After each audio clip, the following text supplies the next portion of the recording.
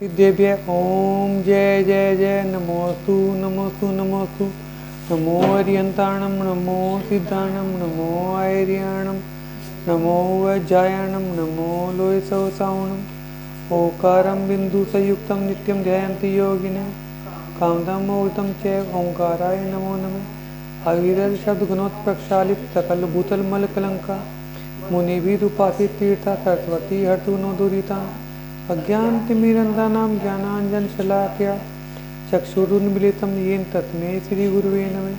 श्री परम गुरुवे नमः। परम्पराचार्य श्री गुरुवे नमः। सकल कलुषविध्वंसकं तेषां परिवर्धकं स्वयं सम्बद्धकं भवजीव मनः प्रतिबोधकारकमिदं शास्त्रं श्रीपदं पुराणान्धेयम् अस्य मूलग्रंथकर्ता श्री सर्वज्ञ देवा तदुत्तर ग्रंथकर्ता श्री गंधर्व देवः प्रतिगंधर्व देवः तेषां मनोचिसारमाद्यं श्री रविसेन आचार्येण विदिशितं सर्वे श्रोतारः सावधानतया शृण्वन्तु। मंगलम भगवान वीरो मंगलम गौतमो गणि मंगलम कोणाद्य जय धर्मोस्तु मंगलम सर्वमंगल मांगल्यम सर्वकल्याणकारकं प्रधानं सर्वधर्माणां जैनं जयतु शासनं जैनं जयतु शासनं जैनं जयतु शासनं। जब तक स्वाध्याय करें तब तक चारों प्रकार के आहार का त्याग। बेटा अब क्या चल रहा था, ये जो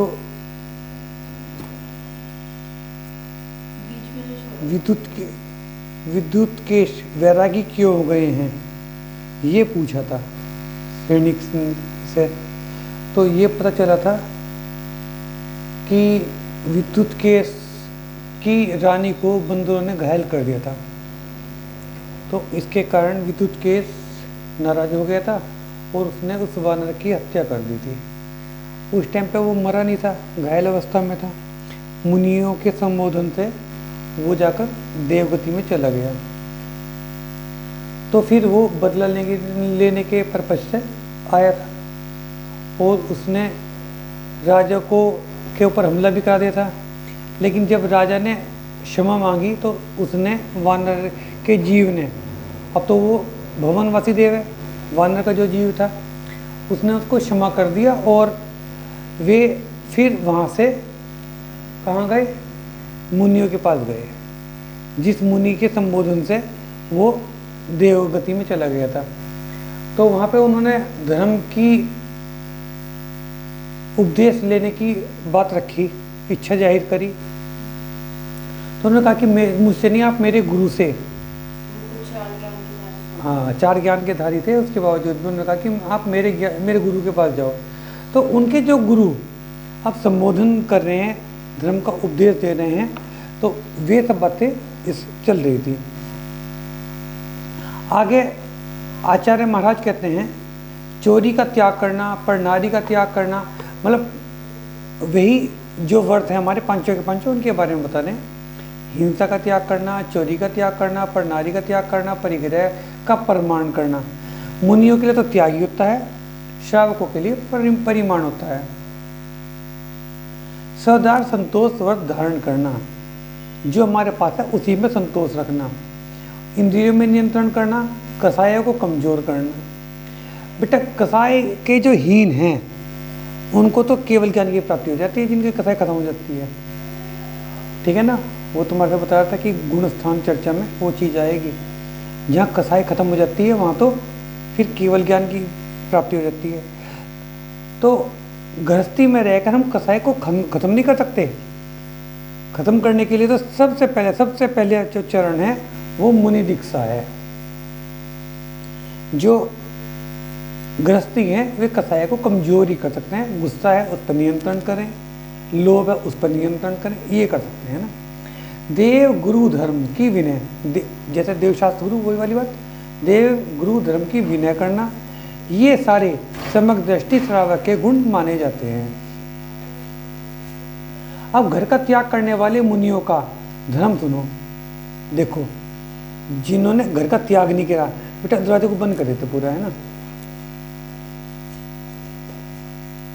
हाँ बस ये वाला बंद करो। देखो ये कहा ना उन्होंने, ये सारे सम्यक दृष्टि श्रावक के गुण माने जाते हैं, मैं तो बताया था कि श्रावक के हैं ये तो, है ना। अब वे मुनियों के बता रहे हैं। अब घर का त्याग करने वाले मुनियों का धर्म सुनो। 10 लक्षण धर्म का पालन करना। हम तो ये मानते हैं कि 10 लक्षण पर्व हैं। 10 लक्षण पर्व के रूप में तो हम मना रहे हैं साल में 3 बार। 10 जो लक्षण है ये हमारे आत्मा के लक्षण हैं। देखो सबसे पहला लक्षण क्या है 10 लक्षण में? मैं सारे के सारे को बताऊंगा तो बहुत लंबा टाइम लगेगा, थोड़े से बता देता हूँ मैं। सबसे पहले नंबर पे क्या है? ठीक है ना। और मैं तुमको 10 लक्षण पर्व पे बताया भी था। क्षमा कहाँ से आती है? हाँ, क्रोध का नाश करने पर क्षमा होगी। अच्छा, और क्रोध से क्या होगा? कसाई है, उससे होगा क्या? हिंसा होगी, यानी हिंसा ना करना। बिल्कुल क्लियर है। अच्छा एक बात बताओ, देखो एक उदाहरण देता हूँ, उस उदाहरण से तुम्हें बहुत बढ़िया समझ में आएगा। 2 चीज होती हैं बेटा, एक तो स्वभाव परिवर्ती और एक होती है विभाव परिवर्ती। स्वभाव परिवर्ती उसे कहते हैं जो काम कराया ना जाए खुद से हो, उसे कहते हैं स्वभाव। जो काम कराया ना जाए खुद से हो, जैसे हम क्या करें, यहाँ से हम कोई सामान छोड़ दिया, क्या होगा? वो नीचे आएगा। नीचे लाना पड़ेगा या अपने आप आएगा? अपने आप आएगा।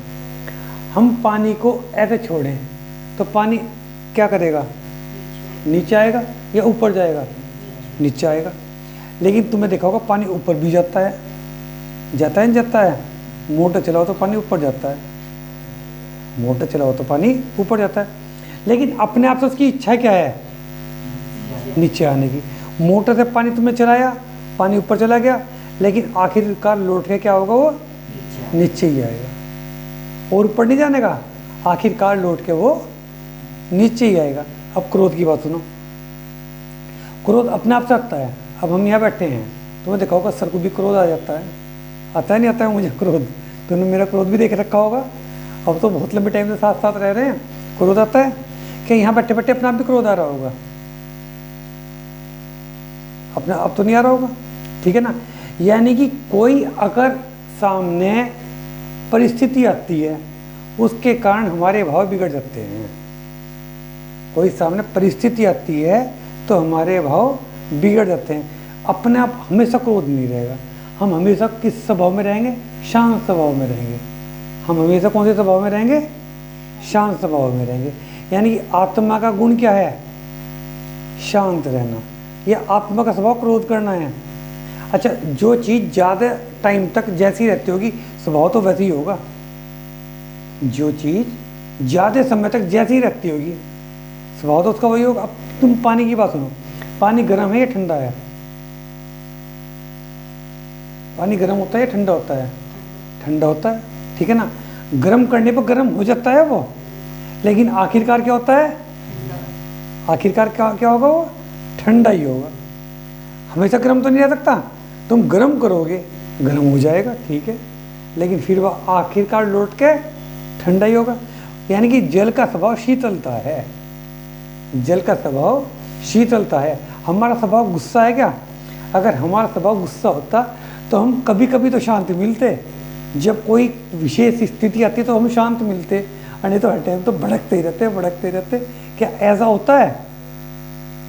बोलो, तेरे मन में कुछ शंका आ रही है क्या? किसी ऐसे आदमी के साथ रहता है कि जो हर टाइम भड़कता ही रहे? क्यों नहीं महेश बेटा? बोलो कुछ कहना चाह रहे थे? आदमी, कोई भी आदमी हो ज्यादातर कैसा रहेगा? ठीक है ना। तो आत्मा का स्वभाव कैसा होगा? शांत होगा, ठीक है ना। अब तुम दूसरी चीज देखो, तुम्हारी मम्मी गहने पहनती है? ज्यादातर गहने पहनती है या ज्यादातर बिना गहने के रहती हैं? बोलो। उस सब ज्यादातर गहनों में रहती है। उन्हें आराम क्या में मिलता है? ज्यादातर आराम क्या में मिलता है? ठीक है ना। तो इसका मतलब क्या है? परिग्रह में सुख नहीं है, परिग्रह में सुख नहीं है, ठीक है ना। अच्छा तुम एक बात देखो, घर के अंदर पूरा सामान भरा रहे, तुम्हें मजा आएगा? आज हमारे पास बहुत ज़्यादा सामान है, चिंता रहेगी नहीं रहेगी, उसकी सुरक्षा की चिंता रहेगी। अब महाराज तो कहेंगी चिंता, पीछे का मंडल है उठाया चलती है, ठीक है ना। तो यानी कि इसका मतलब क्या है, आत्मा के स्वभाव बेटा ये है, जिस स्वभाव में हम रह रहे हैं ना, वो स्वभाव नहीं आत्मा का, वो विभाव प्रवृत्ति है, वो विभाव परिणति है बेटा, ठीक है ना। स्वभाव तो आत्मा का सच बोलना। अच्छा एक बात सुनो, अगर हमें झूठ बोलना पड़े सोचना पड़ेगा, अगर हमें झूठ बोलना है सोचना पड़ेगा, और हमें यूँ याद रखना पड़ेगा हमने किससे क्या कहा था। अगर हम वो भूल गए, हमारी टेंशन नहीं रहेगी, तो फिर हमारी बात पकड़ी जाएगी। सपोज करो तुमने उत्सव से मेरे बारे में कुछ झूठी सच्ची कह दी, एक एग्जाम्पल लो, ठीक है ना, तुमने कह दी। अब तुम्हें उस बात को साबित करने के लिए, एक झूठ को बचाने के लिए 10 झूठ और बोलने पड़ेंगे, और साथ में चिंता क्या रहेगी, कहीं उत्सव सर को कह ना दे। स्कूल में भी तो ऐसे होता है, काम तुमने पूरा नहीं करा, सर काम तो पूरा कर लिया, कॉपी घर रहेगी, ठीक है ना। और फिर सर 2-4 क्वेश्चन और पूछें, फिर तुम्हें टेंशन ही होगी कि वो हम क्या बता देंगे। होता ही नहीं होता है। तो यानी कि झूठ बोलना हमारी प्रवृत्ति में नहीं है। झूठ बोलने के लिए हमें कोशिश करनी पड़ी, और सच एकदम से मुंह से निकल जाता है, सच तो एकदम मुंह से निकलता है। तो आत्मा का स्वभाव बेटा ये 10 धर्म होते हैं, ठीक है ना। आत्मा का स्वभाव यही है, सत्य आत्मा का धर्म है। आत्मा का धर्म का मतलब गुण, धर्म का मतलब गुण। आत्मा का स्वभाव सत्य, आत्मा का स्वभाव सत्य है। आत्मा का स्वभाव क्रोध करना नहीं है, शांत रहना, क्षमा है आत्मा का स्वभाव, ठीक है ना। तो बाकी तो अगर हम आत्मा के स्वभाव में रहेंगे हम सुखी रहेंगे, और जब हम आत्मा से दूर जाते हैं हम दुखी तभी होते हैं, ठीक है ना। तो 10 लक्षण जो धर्म है वे उन 10 लक्षणों की नहीं बात हो रही जो तुम मंदिर में मनाते हो, ये आत्मा के गुण हैं, ठीक है ना बेटा। मेरे दिमाग में ये था कि तुम्हारे दिमाग में 10 लक्षण पे वही चीज़ पहुंचेगी जो अपने मंदिर में मनाते हैं ना। कोई यहाँ आज है ना, आज सुधा दीदी का प्रोग्राम है, कल को हमारी पाठशाला का प्रोग्राम है, तो हमारे दिमाग में वही आएगा। हम उसमें है ना जीविका का त्याग करते हैं, रात्रि भोजन का त्याग करते हैं, वो वाले नहीं। हमेशा मुनियों का 10 लक्षण पर 12 महीने 24 दिन रहते हैं, 12 महीने 365 दिन रहते हैं, ठीक है। 24 घंटे कहना चाहिए, 12 महीने 365 दिन रहते हैं ना। वे किसी पर्टिकुलर तिथि पर नहीं मनाते हैं, ठीक है ना। तो क्या बताया इन्होंने, अब घर का त्याग करने वाले मुनियों की का धर्म सुनो। 10 लक्षण धर्म का पालन करना वे हमेशा ही करते रहते हैं। सम्यक दर्शन युक्त सम्यक ज्ञान को धारण करना, ठीक है ना। सबसे पहले तो वे श्रद्धान ठीक करेंगे। श्रद्धान ठीक करा का मतलब देह साथ गुरु पर श्रद्धान करेंगे। सम्यक दर्शन, इसको है ना व्यवहार सम्यक दर्शन बोलते हैं, इसको हम व्यवहार सम्यक दर्शन बोलते हैं, क्योंकि सम्यक दर्शन का बेटा पता नहीं चल सकता कि कौन सम्यक दृष्टि है कौन नहीं है। सम्यक दृष्टि कैसे नहीं पता चल सकता कि थर्मामीटर लगाया बुखार नाप लिया, ठीक है ना। मतलब व्यक्ति के व्यवहार से आइडिया लगता है कि वो सम्यक दृष्टि होगा या नहीं होगा। अगर देह साथ गुरु पर श्रद्धान है तो यानी कि वो मान लो वो व्यवहार सम्यक दृष्टि है, और जो सम्यक दृष्टि का ज्ञान होता है वो ही सम्यक ज्ञान होता है। और उन्होंने वेद दिगंबर धारण कर लिया, वो सम्यक चारित्र है ना। तथा सम्यक चारित वैराग्य रूप यति का धर्म है। यति का मतलब महामुनि। महामुनि तो 5 महावर्त रूपी हाथी पर सवार है। उनका 5 महावर्त हैं उनके, कौन कौन से, अहिंसा, सत्य है ना, अचौर्य, ब्रह्मचर्य और अपरिग्रह। उनका परिग्रह प्रमाण नहीं, उनका अपरिग्रह है मुनियों का, है ना। अनुवर्त में होता है, श्राव को होता है ना। तथा 3 गुप्तियों को अपना रक्षक बनाया हुआ है। 3 गुप्ति कौन कौन सी है, मन गुप्ति, वचन गुप्ति और काय गुप्ति। मन गुप्ति का मतलब क्या है, उनके मन में जो भी कुछ आ रहा है वे उसे प्रकट नहीं करने के। वचनों पर भी अपने नियंत्रण, मन पे भी नियंत्रण रखेंगे, वचन पे भी नियंत्रण रखेंगे और शरीर पर भी नियंत्रण रखेंगे। वचन पर नियंत्रण कैसा कि किसी को कठोर वचन नहीं बोलना है, हमेशा मृदु वचन बोलने हैं, ठीक है ना। मन पर, वचन पर, काय पर नियंत्रण रखना तथा 5 समिति रूपी अंग रक्षक को घेर कर खड़े हैं। ये जो उनके 5 समिति क्या होती है? 4 हाथ आगे देख कर चलना, अपना सामान कुछ भी एक जगह से दूसरी जगह रख रहे हैं तो देख कर रखना, और परिमार्जन करके पीछे से ऐसा करके तब रखना ताकि कोई चींटी वगैरह उसमें ना आ जाए। मलमूत्र ऐसी जगह पकड़ना जहाँ जीव ना हो। हम तो कहीं भी कर देते हैं, चींटी वीटी चलती रहती है, कहीं भी कर देते हैं। वे ऐसी जगह करते हैं कि जहाँ पर जीव की हिंसा ना हो। नाना प्रकार के तप रूपी अस्त्रों को धारण करके, नाना प्रकार के तप रूपी में क्या हो जाएंगे कि कभी रस का त्याग कर रहे, कभी हरि का त्याग कर रहे, ठीक है ना। और वे सोते हुए करवट नहीं बदलते। ये क्या है? नाना प्रकार के तप हैं। और अपने चित्त को सदैव प्रफुल्लता से परिपूर्ण रखते हैं। अब देखो, हम लोग कभी दुखी मिल जाएंगे। कभी आपने वीर सागर जी को, धवल सागर जी को दुखी देखा? कभी देखा क्या? सर्दियां हैं, ठंड लग रही, गर्मियां हैं, पंखा भी नहीं चल रहा, बिजली भी नहीं आई आज तो, ठीक है ना। कभी दुखी देखा उन्हें? और उनके पास क्या है? कुछ भी नहीं उनके पास, तब भी वे दुखी नहीं है ना। ऐसे मुनिराज काल रूपी शत्रु पर विजय प्राप्त करते हैं। अब काल रूपी शत्रु का क्या मतलब हुआ? काल का मतलब होता है मृत्यु। काल का मतलब मृत्यु। अब एक बात, ऐसा तो है नहीं कि मुनियों की मृत्यु नहीं होती, समाधि तो होती है उनकी भी। मुनियों के लिए हम मृत्यु नहीं बोलते, समाधि बोलते हैं। समाधि तो होती है उनकी भी। लेकिन 2 चीज आती है बेटा, जैसे यहाँ पे 2 चीज आएंगी। एक तो जो मृत्यु से डर रहे हैं तो वे मृत्यु से हार रहे हैं। जो मृत्यु से डर रहे हैं वे मृत्यु से हार रहे हैं, और जो मृत्यु से पहले उसे स्वीकार करने के लिए तैयार खड़े हैं तो वे मृत्यु पर विजय प्राप्त कर रहे हैं। कर रहे हैं नहीं कर रहे हैं? अब एक बात बताओ, 2 पहलवान आपस में लड़ रहे हैं, ठीक है ना। एक पहलवान ने दूसरे पहलवान को हरा दिया तो वो तो विजयी हो गया, नहीं हो गया? एक तरफ तो काल है, एक तरफ हमारे मुनि हैं। हमारे मुनि काल से डर नहीं रहे, वे काल का मुकाबला कर रहे हैं, तो वे मृत्यु पर विजय प्राप्त कर रहे हैं, नहीं कर रहे हैं? और दूसरी बात क्या है, वे मुनि क्यों बने? ताकि जन्म मरण से पीछा छूट जाए। तो इस तरह से वे काल रूपी शत्रु से विजय प्राप्त करते हैं। यह काल रूपी दुश्मन मोह रूपी मदमस्त हाथी पर सवार है। कुछ ये शब्द ऐसे हैं, तो मैं इसलिए क्लियर कर रहा, मैं तुम्हारी इसे समझ में आ जाए। अब मोह रूपी मदमस्त हाथी, ये शब्द कहा ना है, मोह रूपी मदमस्त हाथी। बेटा इस चीज को समझने की आवश्यकता है। मोह को क्या कहा? मदमस्त हाथी। अब तुम समझो मोह का क्या मतलब हुआ। मैं इस घर में क्यों रह रहा हूं? मुझे मोह है। किस चीज से मोह है? अपने शरीर से भी मोह है मुझे। अपने शरीर से कहता मोह है, अगर मैं घर से निकल गया, पता नहीं कहीं और खाना मिलेगा नहीं मिलेगा, कहीं और कपड़े मिलेंगे नहीं मिलेंगे,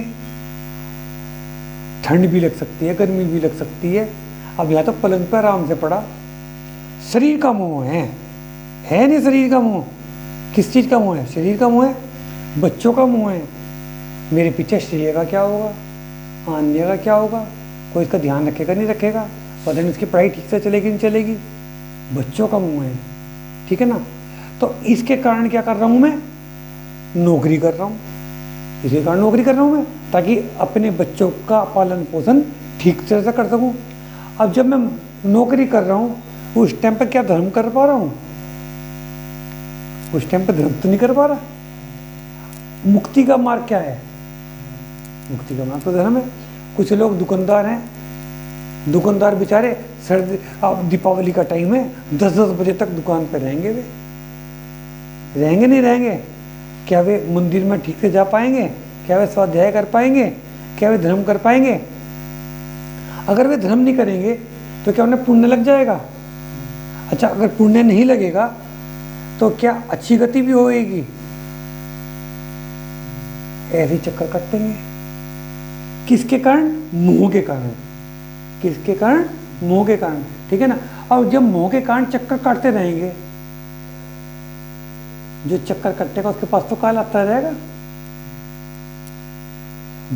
जो चक्कर काट रहा है उसके पास तो काल आ रहा है। जो मोक्ष चला गया उसी के पास तो काल नहीं आने का, ठीक है ना।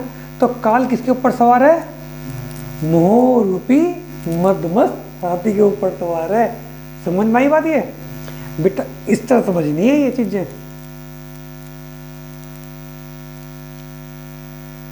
ठीक है ना।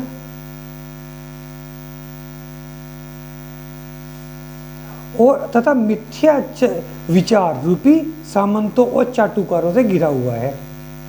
बेटा मोह को हमारे शास्त्रों में अंधकार बताया। मोह अंधकार विनाशनाय दीपम ने पंक्ति बताया, नहीं बताया? ठीक है ना। मोह क्या करता है? हमारे जो ज्ञान है उसे ढक देता है, ठीक है ना। मुझे क्या दिखाई देता है कि मेरे बच्चों की अगर शादी हो गई तो मैं दुनिया का सबसे सुखी हूँ। मेरे बच्चों ने अगर कुछ हासिल कर लिया तो मैं बहुत सुखी हूँ। अच्छा एक बात बताओ, आज मैं श्रेया का फादर हूँ, ठीक है ना। और श्रेया ने सपोज करो डॉक्टर बन गई, मैं कितना खुश से नाचूंगा। मुझे लगेगा कि यार वाह मेरी बेटी डॉक्टर बन गई, मैं बड़ा खुश हुआ, ठीक है ना। और आयु का क्या भरोसा है? आयु खत्म हो गई, ठीक है ना। अगले भव में चला गया मैं। अब मैं श्रेया का क्या लगता हूँ? श्रेया डॉक्टर बन गई तो मुझे क्या फ़ायदा होगा? अगर बाई दिव्य किसी कारण से अगले भव में मैं श्रेया के पास अपने आप को दिखाने चला जाऊँ तो क्या श्रेया मेरे से फीस नहीं लेने की? लेगी ना फीस, बताओ। अब ये मकान किसी और का था, अब ये मकान हमने ले लिया। जब ये मकान बना होगा वे कितने खुशी हुए होंगे कि हमारा कितना सुंदर मकान बना। अगर वे अब इस मकान में किराए पे लेने आ जाएं तो क्या मैं उन्हें रहने दूंगा? ठीक है नहीं है? ये देखो कि मोह हमारे ऊपर क्या करता है, एक आवरण चढ़ा देता है जिससे हमें क्या लगता है कोई चीज़ मेरी है, कोई चीज़ उसकी है। ये किसके कारण लग रहा है? मोह के कारण तो लग रहा है। मोह के कारण मैं कह रहा हूँ ये बच्चे मेरे हैं, कह रहा हूँ, ठीक है ना। मेरी आयु पूरी हो जाए, अगले भव में चला जाऊँ मैं। हो सकता है वे बच्चे में ये जय जी नींद भी ना करें, बताओ करेंगे क्या? जरूरी नहीं है, ठीक है ना। तो फिर अब मुझे किसके कारण लग रहा? मोह के कारण तो लग रहा है मेरा। मोह के कारण ही राग द्वेष होते हैं बेटा, मोह के कारण ही राग द्वेष होते हैं। और राग द्वेष क्या है? मिथ्या है, झूठी तो है, मेरा तो कुछ भी नहीं है। क्या मैं शरीर से लगाव रख रहा हूँ कि मुझे अगर बाई दिन मुझे टेस्टी खाना नहीं मिला तो गुस्सा आ जाएगा, है रोज मूंग की दाल की खिचड़ी, ओए है रोज लौकी, ठीक है ना। किसको? जीव के लिए। किसके लिए? जीव के लिए। और जब आत्मा निकल जाएगी शरीर पड़ा रह जाएगा। क्या वो नाली में गिरे, क्या वो आग में गिरे, क्या गड्ढे में गिरे? आत्मा तो निकल गया, कहीं ना कहीं चली जाएगी। एक बात तो मतलब है, ये हमारे धर्म में नहीं माना जाता कि ना क्या नाम, जब तक अंतिम संस्कार नहीं होगा आत्मा भटकती रहेगी। हमारे धर्म में ऐसा नहीं मानते। हमारे धर्म में तो इधर शरीर गिरा, उधर आत्मा ने दूसरा भाव धारण कर लिया, ठीक है ना। इस शरीर का उस आत्मा से कोई संबंध नहीं है। क्लियर है बेटा ये बात? यति का धर्म परम निर्वाण का मूल मंत्र है। यति का मतलब महामुनि। महामुनि का जो लक्ष्य है क्या है? मोक्ष। मोक्ष के लिए तो उन्होंने कपड़े त्यागे, और क्या के लिए त्यागे बताओ? उन्हें कोई है ना पिक्चर कोई देखने जाना था, ठीक है। महामंगल रूप है, मुनियों के दर्शन भी महामंगल रूप है, क्योंकि यही स्वरूप तीर्थंकरों का रहा है। उत्तम पुरुषों के द्वारा भी सेवा करने योग्य है। उत्तम पुरुष कौन है? उत्तम श्रावक, ठीक है ना। वे भी उनकी सेवा करते हैं। श्रावक का धर्म तो साक्षात स्वर्ग का कारण है। देखो बेटा इस बात को ध्यान से समझो। श्रावक से मोक्ष नहीं है। श्रावक वर्ष से मोक्ष नहीं है। मोक्ष कौन से वर्ष से है? मुनि से। मुनि मोक्ष जा सकते हैं। बेटा ब्रह्मचारी भी श्रावक हैं, ब्रह्मचारी भी श्रावक हैं। छुल्लक जी, इल्लक जी, छुल्लिका जी, ये सब के सब श्रावक हैं। माता जी को श्रावक नहीं कहना चाहिए, माता जी को उपचार से महावर्ती कहना चाहिए, ठीक है ना। हालांकि माता जी भी मोक्ष नहीं जा सकती, मोक्ष केवल मुनि ही जाएंगे, दिगंबर मुनि जाएंगे केवल, है ना। और जो श्रावक हैं, श्रावक भी निश्चित रूप से स्वर्ग में जाएंगे। श्रावक कौन हो सकते हैं? श्रावक तुम भी हो सकते हो। तुमने भी अगर हैं हाँ बिल्कुल सही कह रहे बेटा। श्रावक शक करने वाले जघन्य श्रावक हैं, ठीक है ना। और जो ये छुल्लक जी हैं, इल्लक जी हैं, ये उत्तम श्रावक हैं। श्रावक 3 प्रकार के हैं बेटा। प्रतिमाएं 11 हैं, ठीक है ना। जिन्होंने 11 की 11 प्रतिमाएं ले ली वो उत्तम श्रावक हैं। जिन्होंने कम प्रतिमाएं ली, 1 या 2 प्रतिमाएं ली, वे मान लो कि जघन्य श्रावक हैं। और जिन्होंने उससे ज़्यादा ले ली वे मध्यम श्रावक हैं। बेटा प्रतिमाओं के बारे में अब तुम्हारे वो चल रहा ना, क्या चल रहा है? रत्नकरण श्रावक, उसमें सब आएगा, बहुत डिटेल में आएगा। और एक एक प्रतिमा को तुम्हें बहुत डिटेल में समझाएंगे और तुम्हें 11 की 11 लिखवा भी देंगे, है ना, लिखवा भी देंगे बेटा, है ना। बहुत अच्छा टॉपिक चल रहा है तुम्हारा, है ना। परंपरा से यह मोक्ष प्राप्ति में भी सहायक होता है। अब देखो क्या बढ़िया बात बताई उन्होंने। ये बात तो मैं बेटा मैं उसमें भी बताता रहता हूँ, पाठशाला में भी बहुत ज़्यादा बताता हूँ मैं तुम्हें इस बात के लिए। देखो हम मंदिर जाते हैं तो क्या हमारे कर्म कट रहे हैं? तो फिर मंदिर ना जाओ, जब कर्म तो कट ही नहीं रहे हमारे।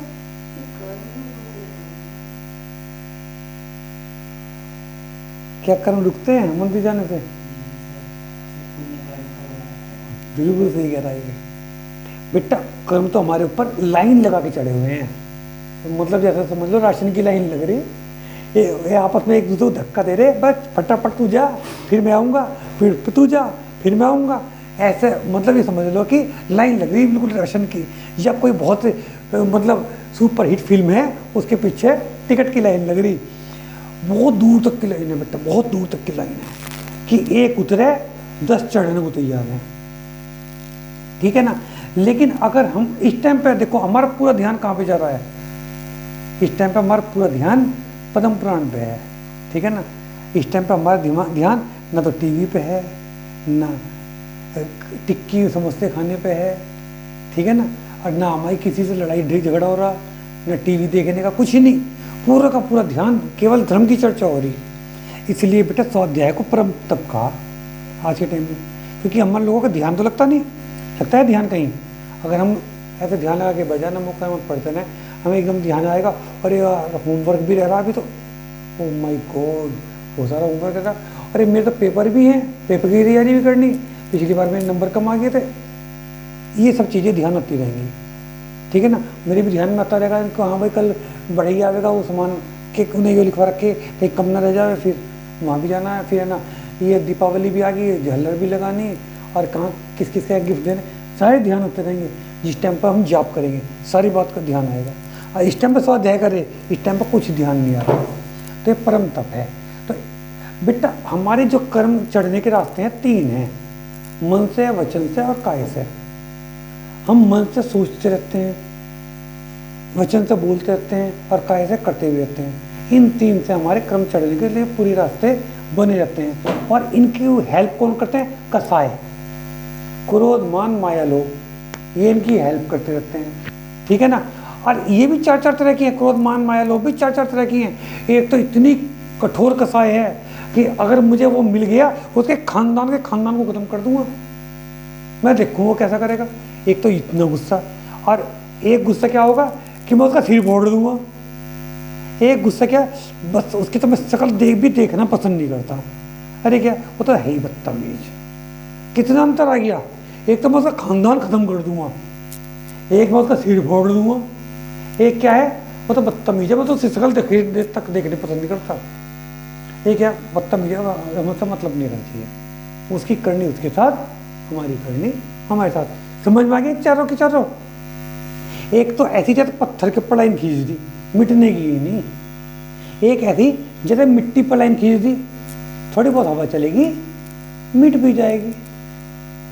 नहीं, उसके अलावा लकड़ी पे समझ लो या गिल्ली मिट्टी पे समझ लो कि देर से मिटेगी।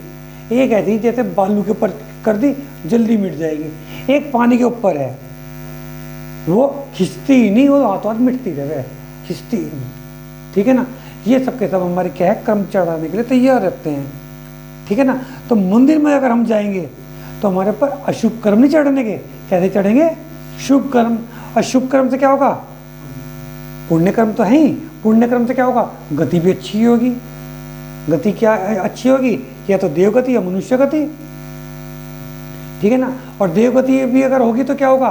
कभी नंदीश्वर द्वीप जाओगे, कभी तीर्थंकर भगवान के 5 कल्याणक देखोगे। ठीक है ना। और अगर मनुष्य बनोगे तो उसमें जैन कुल मिलेगा, जैन वाणी का समागम मिलेगा। धीरे धीरे क्या होगा? ये सारे के सारे मोक्ष की तरफ को चलेंगे। धीरे धीरे कहाँ को चलेंगे? मोक्ष की तरफ को चलेंगे। टाइम भी देखते रहना बेटा, है ना। तुम्हें आज डिटेल ज़्यादा करनी पड़ेगी क्योंकि लैंग्वेज थोड़ी टफ है। उस मोबाइल में देख लेना।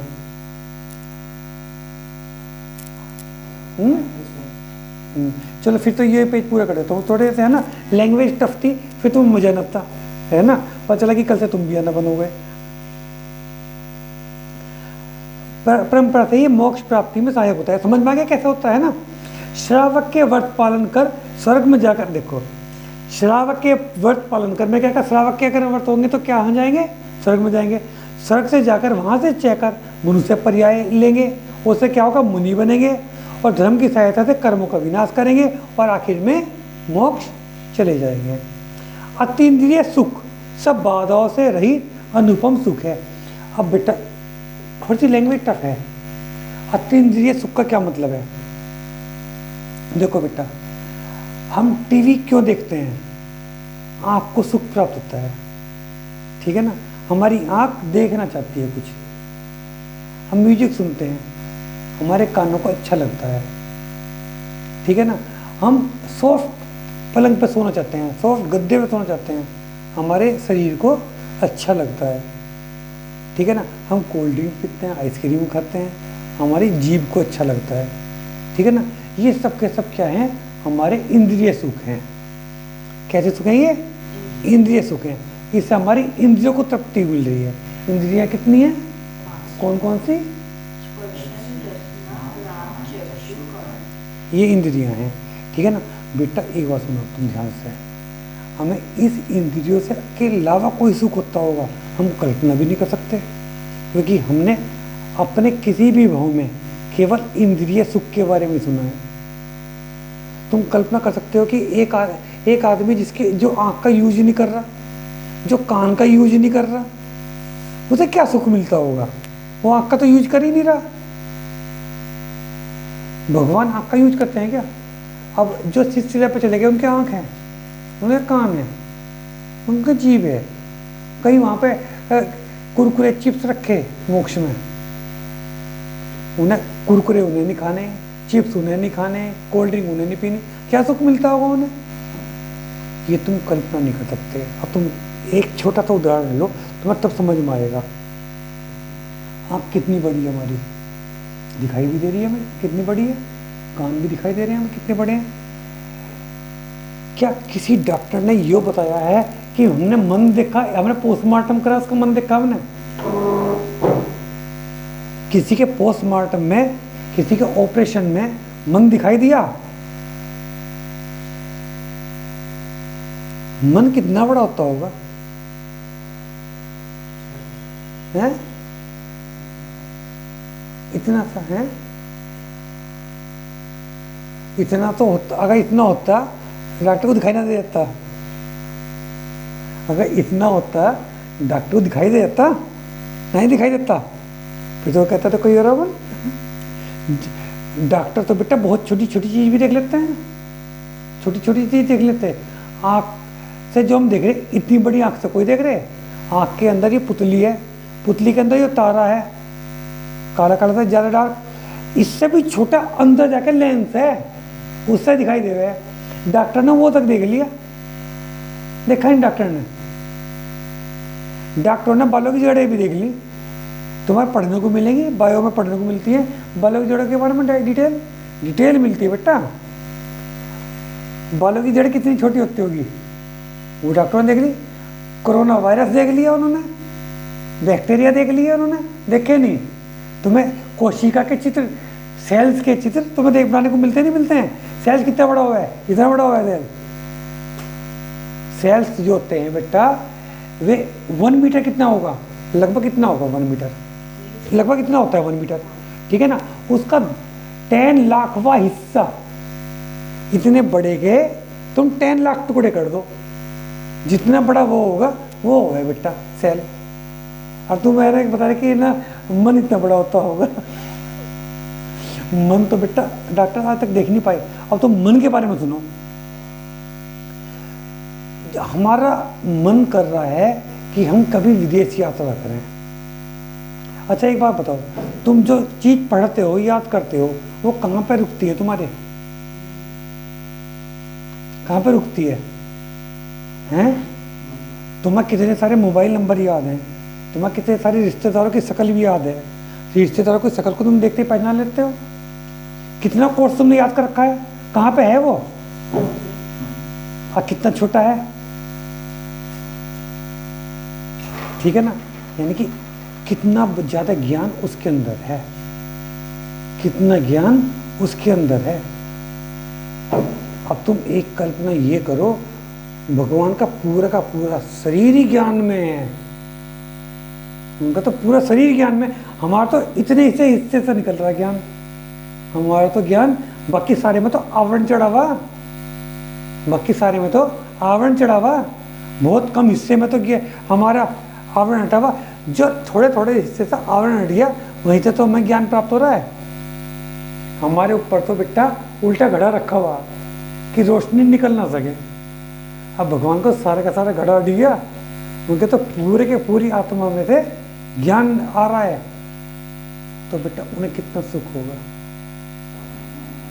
उन्हें किसी बच्चे के एडमिशन की चिंता नहीं, घरवाली की साड़ी की चिंता नहीं, किसी को मकान का किराया नहीं देना, किसी का बिजली का बिल जमा नहीं करना, कोई आकुलता नहीं है, ना उन्हें भूख लगनी ना उन्हें प्यास लगनी, ये सुख है उनको।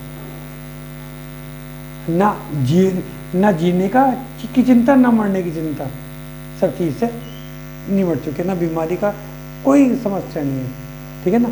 तो वो सुख है उनका, ठीक है ना, समझ में आया कुछ। अत्यंतीय सुख सभी बाधाओं से रहित है, अनुपम है, जिसकी उपमा न दी जा सके, अविनाशी है, उसका कोई अंत ही नहीं है। एक बार मोक्ष चले गए दोबारा तो आना नहीं, जो कभी समाप्त नहीं होता। श्रावक के व्रतों पर चलकर प्राणी स्वर्ग में जाता है और फिर तप कर परम आनंद को प्राप्त करता है, मोक्ष जाता है। इसलिए सबको समझने और समझाने में समर्थ जैन धर्म ही परम धर्म है।